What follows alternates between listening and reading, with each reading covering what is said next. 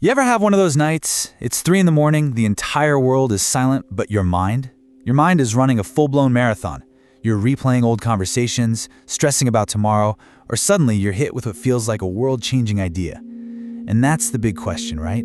Are these some kind of profound messages from the universe, or is it all just mental noise?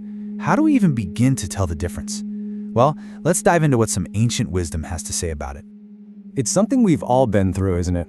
I mean, during the day, we're busy, we're distracted, but in the dead quiet of the night, it's like the floodgates just swing open. All these memories, anxieties, totally random questions, it's like they all decided to throw a party in your head. And it can be really overwhelming and honestly, super confusing. And that really gets to the heart of it.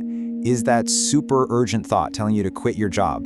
Is that a sign, or is it just your anxiety wearing a really clever disguise? So in this explainer, we're going to unpack this whole thing using the timeless wisdom of Indian philosophy to find a clear path forward. Okay, so first things first. To even start to get a handle on this, we have to completely reframe how we think about the night itself. Instead of just seeing it as a time of darkness or a time when nothing happens, Indian thought gives us this really powerful alternative. And this one little shift in perspective, it's huge. The ancient sages, the rishis, they didn't fear the night. They used it. For them, it was the absolute best time for meditation and for deep introspection. And that's because all the distractions of the outside world were finally gone. The night becomes an opportunity, not an obstacle.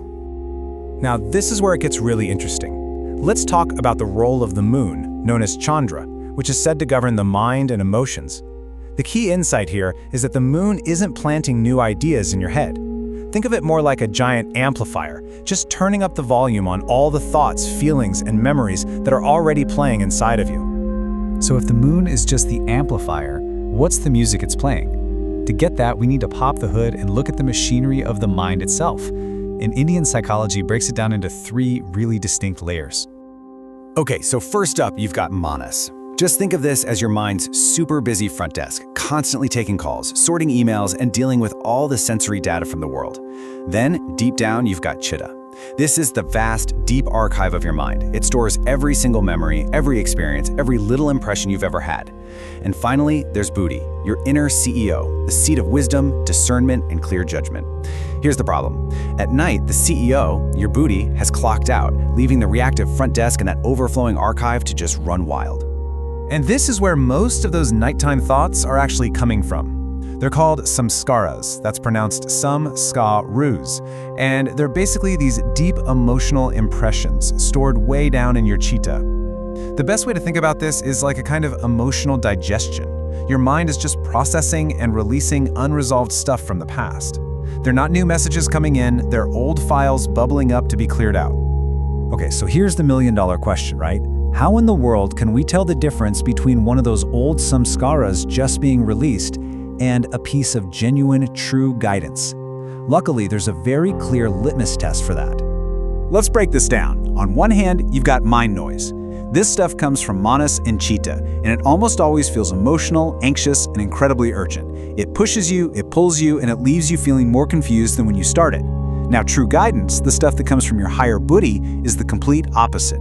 It's calm, it's neutral, there's no sense of urgency at all. It doesn't create drama, it brings clarity, and it just feels peaceful. All right, so now we know how to spot the noise, but what do we actually do when it's blaring at 3 a.m.? Well, the ancient sages gave us this incredible tool, a simple but really profound practice for managing the mind without having to fight it. It's called Sakshi Bhav. That's Sakshi Bhav, and it means witness consciousness.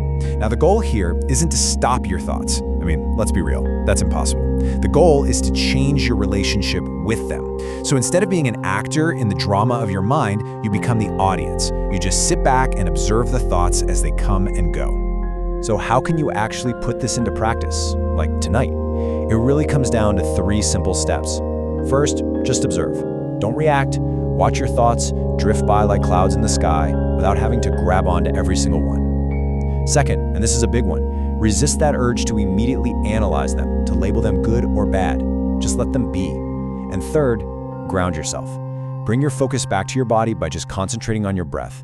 It's an anchor that calms your whole system down. Okay, so let's zoom out for a second and pull all this together. We've seen that the night is really a time for turning inward. We've learned that our racing thoughts are usually just amplified emotions from our past. And, most importantly, we now know that we can learn to witness them without getting totally swept away. This quote just perfectly captures the essence of it all. True insight, that genuine guidance we're all looking for, it doesn't arrive in a storm of panic. It doesn't scream at you. It arises from that quiet, still place that's already within you. Anxiety is the static. Clarity is the signal. And if you remember one thing from all of this, let it be this. The next time your mind starts racing in the middle of the night, just remember, you don't have to solve every single problem right then and there. You don't have to follow every urgent impulse. Your only job is to observe, to witness, and to allow the mind's weather to just pass on by, knowing that the clear, calm sky is always there, right behind the clouds.